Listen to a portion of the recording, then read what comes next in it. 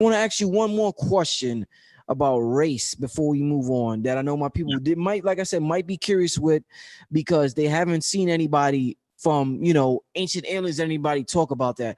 Bro, is this some type of alien intervention as far as the oppression of black people?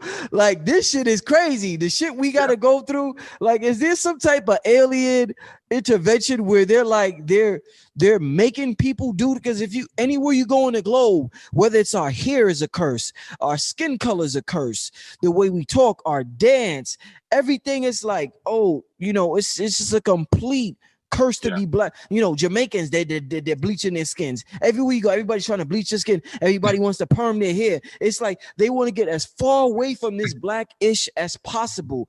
Is this some type of extraterrestrial conspiracy going on, brother? This goes all the way back to the Tower of Babel incident. Okay, I'm gonna tell you what happened.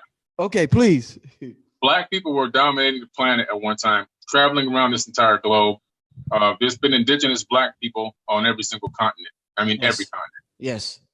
So during the Tower of Babel incident, there was a tower that we were building. This tower was, in my opinion, a technological tower. Now, some people may disagree based on how they interpret the text, but I interpret it as being a technological tower. They were mimicking something that Enlil himself had built called a bond heaven earth, where he created like his own mission control center, basically. And then inside that mission control center, they had something called a Duran key. And this Duran key allowed the elite of the elites to walk from Earth to their home planet instantly. Only the elite were allowed through it. The other people had to use the mission control. Yeah, this is amazing. This is written in stone, man.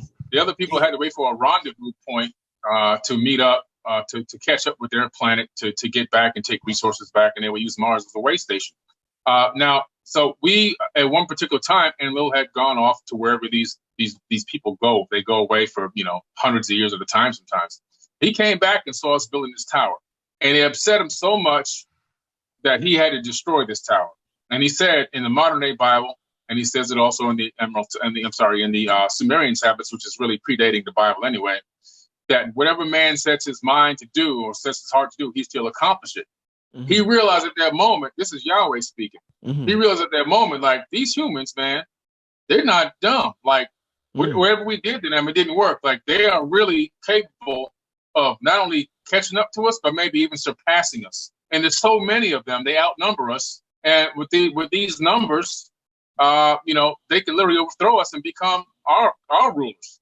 So right away, the action he thought in his mind was, I got to destroy this tower. The next thing he says is, my seed shall not abide a man forever, his years shall be 120.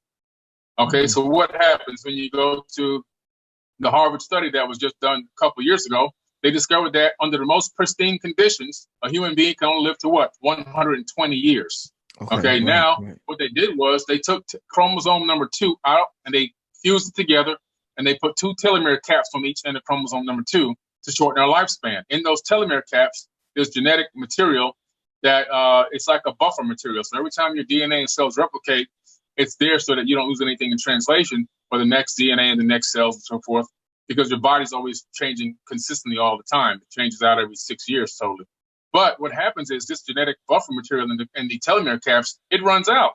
So when it runs out, that's when your body starts the death process.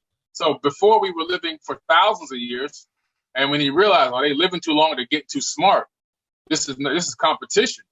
I got to shorten their years, just keep them as grunt workers, let them do what we follow our orders, and then they die out before they can get too smart, and then they got the next generation coming and so forth and so on. So this is where it goes. So then what he did was he took us and he split us up and put us all around the planet. So he took all these people, which are primarily mostly black people, and split us up all over the planet. This is how we got all over the planet. And then also changed our language. And the Bible says confused our languages, but he changed all the languages so that we couldn't communicate properly with each other. And so now we became people that couldn't communicate, which means we became people who were in competition with each other. And we started fighting each other instead of fighting the real enemy. So this was the system that was put into place so many thousands of years ago to take black people who were becoming technologically advanced, becoming too smart, living for thousands of years, shorten their lifespan, split them up, put them all over the planet, change all their languages, and then basically, so to speak, kind of abandon them there with new kings and rulers, putting them to work in those areas. So this is how far back it goes. So the oppression literally started because we were too smart.